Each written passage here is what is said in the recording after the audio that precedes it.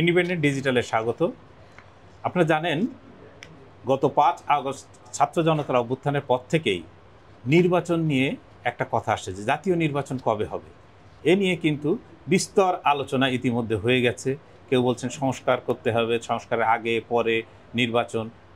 রাজনৈতিক দলগুলো বলছে দ্রুত নির্বাচন, কারণ একটি নির্বাচিত সরকার দেশের হাল শক্তভাবে ধরতে গেলে একটি নির্বাচিত সরকার প্রয়োজন। এ নিয়ে নানা কথা হচ্ছে। ইতিমধ্যে নির্বাচন কমিশনের পক্ষ থেকে বলা হচ্ছে যে তারা একটা রোডম্যাপ মোটামুটি তৈরি করেছেন। আমরা আজকে এই নিয়ে কথা বলবো ইন্ডিপেন্ডেন্ট ডিজিটালের প্রধান বার্তা সম্পাদক তানভীর সোহেলের সঙ্গে, আর আপনাদের সঙ্গে আছি আমি সেলিম খান। তানভীর, আমরা যদি বলি যে ত্রয়োদশ যে জাতীয় সংসদ নির্বাচন, এটা নিয়ে কিন্তু বিস্তর কথা হয়েছে সে গত 5 আগস্টের পর থেকে। সংস্কার না, এর মধ্যেই কিন্তু নির্বাচন কমিশনও একটা ঠিক করেছিল, তাদেরকে বলা হয়েছিল যে লোকাল গভর্নমেন্ট ইলেকশন আগে করতে হবে, তারা কিন্তু সেটি পরে বাতিল করে দিয়েছেন এবং তারা এখন কিন্তু জাতীয় সংসদ ত্রয়োদশ জাতীয় সংসদ নির্বাচন যেটা বলছি সেই বিষয়ে তারা বলছেন যে তারা শিগগির একটা রোডম্যাপ ঘোষণা করবেন যাতে ডিসেম্বরের দিকে নির্বাচন হতে পারে। তো এই বিষয়ে কি জানা যাচ্ছে? হ্যাঁ, একটা প্রসঙ্গ আসছে, এটি যদিও ইলেকশন কমিশন আগেও কয়েকবার বলছে তারা এটা করবে, তো এখন একটা কনক্রিট একটা অবস্থানে আসছে যে এই জুলাইয়ের মধ্যে তারা একটা রোডম্যাপ তৈরি করবে যে ডিসেম্বরের নির্বাচনকে সামনে রেখে। তো সেই জায়গা থেকে যে একটা বাংলাদেশের জাতীয় সংসদ নির্বাচনের জন্য যা যা প্রয়োজন হয় সেই কাজগুলো তারা ধাপে ধাপে করবে। এর মধ্যে কয়েকটা কাজ হচ্ছে একেবারে সাংবিধানিক এবং আইনি বাধ্যবাধকতার কারণে এটি করতেই হয়। তার মধ্যে আপনি জানেন যে ভোটার তালিকা একটা গুরুত্বপূর্ণ, এটা ফাইনাল করা। সেকেন্ড আসে সীমানা নির্ধারণ। তৃতীয় যেটা আসে রাজনৈতিক দল নিবন্ধন করতে হয় ভোটের আগে, আর মানে নিবন্ধনের জন্য একটা প্রক্রিয়া আছে, সেটি মেনটেন করতে হয়। তো এই 3টা কাজের মধ্যে কিন্তু সীমানা পুনর্নির্ধারণ যে পুরোপুরি করতেই হবে তা কিন্তু না। হ্যাঁ, এটি বাধ্যতামূলক না, বাধ্যতামূলক, কিন্তু সবগুলো ভেঙে চুরে আবার নতুন করে করতে হবে তা নয়। হয়তো আপনি যেটা পুরনো আছে সেটাকেই আপনি অব্যাহত রাখতে পারেন, একটু সামান্য 2-1টা জায়গায় ওটাকে বলা হয় টোকেন পরিবর্তন বলা হয়। টোকেন হিসেবে 1টা বা 2টো সীমানায় একটু পরিবর্তন এনে আপনি নতুন করে গেজেট প্রকাশ করতে পারেন। সেটি একেবারেই অল্প সময়ের ব্যাপার, এটা খুব বড় কোনো ঝুঁকি নাই। কারণ এবং সীমানা নির্ধারণ ইসির এত ক্ষমতা দেওয়া হয়েছে সীমানা নির্ধারণের ক্ষেত্রে যে এটি যদি কোনো মামলাও হয় কোর্টে সেটিও কিন্তু টিকবে না বা মামলা সেটি কার্যকর হবে না। ফলে এটি খুব সহজ কাজ এবং সেটি যে কোনো মুহূর্তে সেটি করে ফেলানো ইসির জন্য কোনো কঠিন কাজ হবে না। দ্বিতীয়ত, ইসি অবশ্যই এখানে একটু ওয়েট করছে যে নতুন কোনো সীমানা পুনর্নির্ধারণের যে নতুন যে সংস্কার প্রস্তাবের মধ্যে ছিল সেইটা যদি বাস্তবায়ন হয় তাহলে তাকে সেই অনুযায়ী করতে গেলে একটা সময় লাগবে, কিন্তু যদি না হয় তাহলে পুরনো যেটা আছে সেই অনুযায়ী তারা হয়তো সেটা করতে পারবে। সেকেন্ড, ভোটার তালিকা। আপনি জানেন যে বাংলাদেশে ভোটার তালিকা কিন্তু অত্যন্ত শক্তিশালী একটা ভোটার তালিকা আছে এবং এটা নিয়ে তেমন বড় কোনো প্রশ্নও নাই। হয়তো সামান্য হয়তো কেউ মারা গেছে, তার নামটা হয়তো বাদ যায় নাই, নতুন 2-1জন ভোটার হতে পারে যারা হয়তো এখনো ইনক্লুড হয়নি, সেটি খুব স্বাভাবিক, এটি হতেই পারে, এত বিরাট ভোটার তালিকার মধ্যে এটা হতে পারে। কিন্তু বড় দাগে ভোটার তালিকা নিয়ে কোনো সমস্যা নেই এবং সেই ভোটার তালিকা রেগুলার আপডেট হচ্ছে। ফলে ভোটার তালিকার কাজটা আমরা ধরে নিতে পারি যে পুরোপুরি রেডিই আছে বাংলাদেশে ভোটার তালিকাটা। এবং তৃতীয় হচ্ছে যে নতুন রাজনৈতিক দল যে যারা নেক্সট ইলেকশন করবে তাদের জন্য একটা বিজ্ঞাপন দিতে হবে, তারা নিবন্ধন হবে কি হবে না করেছে এবং সেটি কিন্তু ইতিমধ্যে করেছে। যে নতুন যে দলটির জন্য তারা অপেক্ষা করছিল এনসিপি, তারা দল গঠনের পরপরই কিন্তু ইলেকশন কমিশন একটা বিজ্ঞাপন দিয়ে দিয়েছে যে নতুন যারা নিবন্ধন হতে চান তারা আবেদন করার জন্য। ফলে সেটি হয়তো দেখা যাবে যে এপ্রিল, মে, জুনের মধ্যে বা জুলাইয়ের মধ্যে সেটি হবে বা আগস্টে গিয়ে হয়তো একটা গেজেট হয়ে যাবে। তার মানে কারা ইলেকশন করবে, কিভাবে ইলেকশন করবে, ইলেকশন কমিশনের যে প্রস্তুতি সেই জায়গা থেকে কিন্তু ডিসেম্বরে নির্বাচন হতে ইলেকশন কমিশনের সামনে যে কোনো বাধা আছে বিষয়টা তা নয়। মানে ইলেকশন, এখন একটা জিনিস বলা হয়ে থাকে যে নির্বাচন কমিশনের পক্ষ থেকে একটা সুষ্ঠু নির্বাচন অনুষ্ঠান করার কোনো তেমন কোনো বাধা নেই, কিন্তু সেক্ষেত্রে তার জন্য বড় বাধা হয়ে দাঁড়ায় হচ্ছে সরকারের কারণেই একটা অভিযোগ আছে যে সরকারের কারণেই কিন্তু মানে সুষ্ঠু নির্বাচন করা অনেক ক্ষেত্রে সম্ভব হয় না। যেটি আপনি বলছিলেন যে আমরা ওই কথাই যদি আসি যে আপনি বলছিলেন ডিসেম্বরেই কি তাহলে নির্বাচন কিনা, ইসি তার প্রস্তুতি নিল, সবকিছু ওকে, ডিসেম্বরে সে ভোটের জন্য সম্পূর্ণ প্রস্তুতি, কিন্তু ভোট ডিসেম্বরে হবে কি হবে না এটা আসলে এই গভর্নমেন্টকে সিদ্ধান্ত নিতে হবে, নির্ধারণ করতে হবে তাকে। একটা ছিল যখন নির্বাচিত সরকার সিস্টেমটা ছিল, সেটি ছিল এই যে কোনো সরকার যদি মেয়াদ শেষ করে তার পূর্ববর্তী 3 মাসের আগে সেই ভোট হবে। আর যদি কোনো সরকার তার আগে মেয়াদ পূর্তির আগে সংসদ ভেঙে দেয় নতুন, সেক্ষেত্রে মেয়াদ যখনই সংসদ ভেঙে দেবে তার পরবর্তী 3 মাসের মধ্যেই নির্বাচন হবে। কিন্তু এই সরকারটা তো সেইটা না, যে সরকারটা আসলে পতিত সরকার, আমরা যদি বলি পালিয়ে যাওয়া একটা সরকার, তো ফলে নতুন একটা সরকার কিন্তু গঠিত হয়েছে। এখন এই সরকারটার আইনি ভিত্তিও আছে, সাংবিধানিক ভিত্তিও তাদের মধ্যে যে নাই তা কিন্তু নয়। তারা ওই সংবিধানের আলোকে তারা আসছেন। ফলে সরকারকে সিদ্ধান্ত নিতে হবে ভোট সে ডিসেম্বরে করতে চায় কি চায় না। এখন সেই জায়গায় যদি সরকার চায় যে না ভোট ডিসেম্বরে হবে, তাহলে ইলেকশন কমিশনের জন্য এটা কোনো ব্যাপার না, প্রস্তুতি সব ওকে।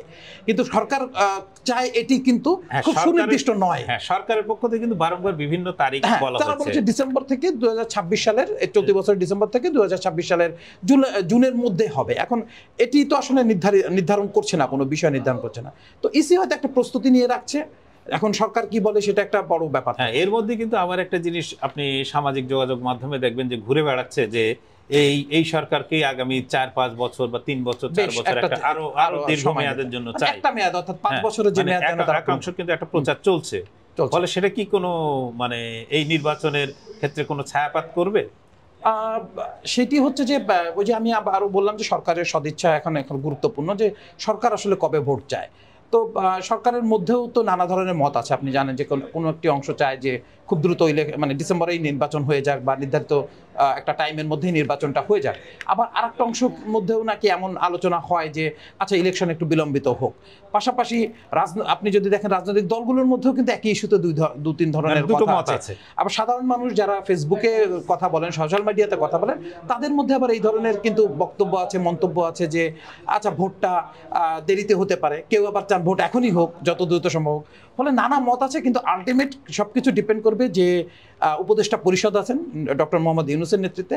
সেই ডক্টর মোহাম্মদ ইউনূস যদি ঘোষণা করে দেন যে এত তারিখে ভোট, তাহলেই হয়তো সেটিকে আমরা ধরে নিতে পারবো যে তাহলে এখনই ভোট হচ্ছে বা তখন ভোট হচ্ছে। তো এখন বর্তমান যে পরিস্থিতি, সেখানে যদি আমরা দেখি গত 5 আগস্ট পরিবর্তিত পরিস্থিতিতে সেখানে কিন্তু সেনাবাহিনীর একটা বড় ভূমিকা ছিল। অবশ্যই এখনকার সরকার যে চলছে সেখানেও কিন্তু সেনাবাহিনীর একটা বড় ভূমিকা আছে। আপনার মনে আছে যে ডিসেম্বরের আগে সেনাপ্রধান আপনার মোস্ট প্রবাবলি সেপ্টেম্বর হবে হয়তো, যে সেপ্টেম্বর বা অক্টোবরের দিকে রয়টার্সের সঙ্গে একটা সাক্ষাৎকার দিয়েছিলেন। সেখানে তিনি বলেছিলেন যে একটা সুষ্ঠু নির্বাচনের জন্য সর্বোচ্চ 18 মাস লাগতে পারে। তাহলে এই ক্ষেত্রে এখন সেনাবাহিনীর চাওয়াটা বা তাদের পক্ষ থেকে কি কোনো কিছু বলা হচ্ছে? যেমন একটা যে সেনাপ্রধান জেনারেল ওয়াকারুজ্জামান কিন্তু সুস্পষ্ট বলছিলেন 18 মাসের মধ্যে। সেইভাবে যদি আমরা ধরি তাহলে কিন্তু 2026-এর মার্চ এপ্রিলের দিক পর্যন্ত যাচ্ছে, যদি আমরা 18 মাস সময়টার কথা উল্লেখ করি। আর সম্প্রতি যে সেনাবাহিনীর মধ্যে নানা ধরনের কথা হলো, বেশ কিছু বৈঠকেও কিন্তু ইলেকশন প্রসঙ্গটা আসছিল, নানা আলোচনার মধ্যে তাদের ইন্টারনাল যেসব বৈঠকগুলোতে ভোটের কথা আসছিল, এবং সেখানে কিন্তু ভোটের ব্যাপারে বলা হচ্ছে যে ডিসেম্বরের মধ্যেই হোক বা যখনই হোক। এবং সম্প্রতি একটা কথা আসছে যে ডিসেম্বরের মধ্যে ভোট অনুষ্ঠানের পর্যন্ত সরকারকে তারা সব ধরনের সহযোগিতা দিবে। তারা ধরেই নিচ্ছে যে ভোট ডিসেম্বরে হবে। ফলে ডিসেম্বরে একটা ভোট হওয়ার মতো একটা পরিবেশ কিন্তু সেনাবাহিনী, সরকারের অংশ, এবং আমরা যদি সবচেয়ে বড় রাজনৈতিক দল এই মুহূর্তে আওয়ামী লীগকে বাদ দিলে এককভাবেই সবচেয়ে বড় রাজনৈতিক দল বিএনপির কথা বলি, তারাও কিন্তু এই ব্যাপারে খুবই কঠোর, এবং তারা বলছেন যে ডিসেম্বরের পরে তারা আর এইটাকে নিয়ে তারা ওই কথা যে তারা সহ্য করবেন না, তারা আন্দোলন করবেন, দ্রুত ভোটের দাবিতে করবেন, এবং তারা মনে করেন ডিসেম্বরের পর ভোট আর কোনো মানে পিছানোর কোনো সুযোগ নাই। ফলে সবকিছু মিলে একটা বিরাট অংশ যেমন এখানে আছে। আবার আমরা যদি দেখি যে ডিসেম্বরে ভোট যে কোনো সময় হোক, এত দ্রুত তাড়াহুড়োর দরকার নেই, সেটাও কিন্তু একটা বড় অংশ আছে। সেটা সরকারের ভেতরে আছে, সাধারণ মানুষের মধ্যে আছে। আপনি বিভিন্ন রাজনৈতিক দলগুলোর কথা আমরা যদি সরাসরি বলি, নতুন রাজনৈতিক দল এনসিপি, তারা কিন্তু এত দ্রুত ভোট চান না। তারা কিন্তু সুস্পষ্ট তাদের অবস্থান, গণপরিষদ নির্বাচন চান, দেন তারপরে তারা অন্য নির্বাচনের কথা তারা বলছেন। এবং তারা তো শুরুতে বলেছিলেন যে স্থানীয় সরকার নির্বাচন, যদিও সেই জায়গা থেকে তারা সরে আসছেন। পরবর্তীতে যদি আরও রাজনৈতিক দল কথা বলি, জামায়াত ইসলামের কথা বলি, রাজনৈতিক দল না বাট অনেকগুলো রাজনৈতিক দলের একটা যৌথ সংগঠন, সেটি হচ্ছে যে হেফাজতে ইসলাম। তারপর আরও বেশ কিছু ছোট ছোট রাজনৈতিক দল আছে, বেশ কিছু ইসলামিক ঘরানার দল আছে। তারাও কিন্তু মনে করেন যে আগে সংস্কার হইতে হবে, সে যে পতিত সরকার তাদের উপর যে নির্যাতন করেছে সেই নির্যাতনের বিচার হইতে হবে। তারপরে যদি সেটা হয়, যদি সেটা হয়ে যায়, তারপরে কি ডিসেম্বরে ভোট হলে আপত্তি নেই। কিন্তু তারা এইগুলো হয়ে যদি হয়, তাহলে কিন্তু আসলে ডিসেম্বরে ভোট এই সময়ের মধ্যে এগুলো দৃশ্যমান না, মানে এটা করা সম্ভব না। ফলে স্বাভাবিকভাবে তাদেরকে ধরে নেওয়া যায় তারা যে ডিসেম্বরেই ভোট চান, তাদের সেই দাবির সঙ্গে কিন্তু তারা একমত নয়। তাহলে কি নির্বাচনের ক্ষেত্রে এইগুলোই এখন বড় বাধা? একটা তো বড় বাধা, দলগুলোর মধ্যে একটা বড় বাধা, সরকারের মধ্যে বিভিন্ন ধরনের মত, সেটা একটা বড় বাধা। পাশাপাশি কিন্তু আর একটা বড় বাধা কিন্তু আইন শৃঙ্খলা পরিস্থিতি। আপনি জানেন যে একটা ইলেকশন একটা বিরাট যজ্ঞ। আমরা বিশেষ করে যেহেতু বাংলাদেশে একই দিনে ভোট হয়, এরকম 18 কোটি মানুষ এবং 12 কোটি ভোটার, এইরকম একটা অবস্থানে একদিনে ভোট হয়ে যায়, এটা কিন্তু খুব টাফ একটা ব্যাপার, সেই পরিমাণ লোকবল লাগে, সেই পরিমাণ আইন শৃঙ্খলা রক্ষাকারী বাহিনী লাগে। এখন আমাদের পুলিশ অন্যান্য যে আইন শৃঙ্খলা রক্ষাকারী বাহিনীগুলো আছে তাদের মধ্যে নানা সংকট সমস্যা তৈরি আছে, ফলে যে প্রায় 2.5 লাখ ভোট মানে ভোট বুথ এবং 40 থেকে 50,000-এর মতো ভোট কেন্দ্র, এটা পাহারা দিয়ে রাখা কিন্তু যেন তেন ব্যাপার নয়, যেখানে পুলিশের উপরে মানুষ আস্থা কম, পুলিশও সেরকম বড় ধরনের কোনো ভূমিকা রাখতে পারছে না। তো প্রত্যেকটা সেনাবাহিনী স্ট্রাইকিং ফোর্স হিসেবে কাজ করে, যদিও তারা এখন ম্যাজিস্ট্রেসি পাওয়ার নেই। এখন সেনাবাহিনীর ভূমিকাটা হবে, আপনি যেটি বলছেন না, যে ভোটের আইন শৃঙ্খলা পরিস্থিতি রক্ষায় সেনাবাহিনী যদি সম্পূর্ণরূপে কাজে না নামতে পারে তাহলে কিন্তু আসলে পুলিশের পক্ষে এটি খুব একটা মানে সহজ হবে না এই ভোটের নিকট। যে কোনো সময় ভোটের ব্যালট বাক্স লোকজন টানা হিস্টা করবে, বিভিন্ন রকম দল মতের এমন একটা অবস্থা তৈরি হয়েছে, মব জাস্টিসের মতো ব্যাপারগুলো দেখছেন, লুটপাটের ঘটনা ঘটে, হুটহাট করে একটা দোকানে ঢুকে গিয়ে লুটপাট ঘটছে, এটা কিন্তু ঘটছে বাংলাদেশে।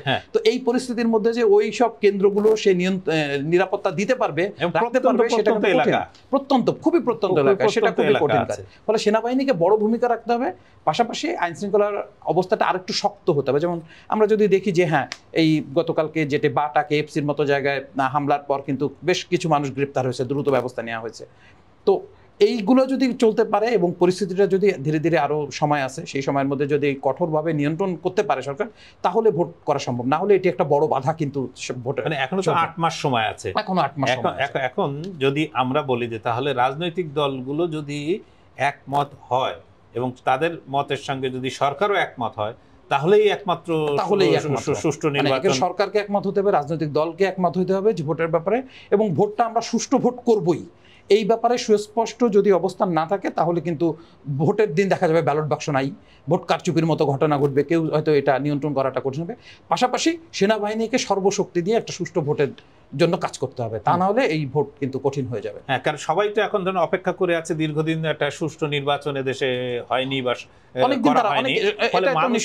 দেশের মানুষ কিন্তু অপেক্ষা করে বসে আছে যে একটা সুষ্ঠু নির্বাচনে সে যার পক্ষেই হোক, সে তার মত প্রকাশ করতে চায় বা তার অধিকারকে সে প্রয়োগ করতে চায়। কারণ দীর্ঘদিনের এই যে 2008-এর পরে আসলে ভোটগুলো যেভাবে হয় না হওয়ার কারণে প্রায় আপনি দেখবেন যে অন্তত মোর দ্যান 80% মানুষ কিন্তু ভোট দিতে যাবে।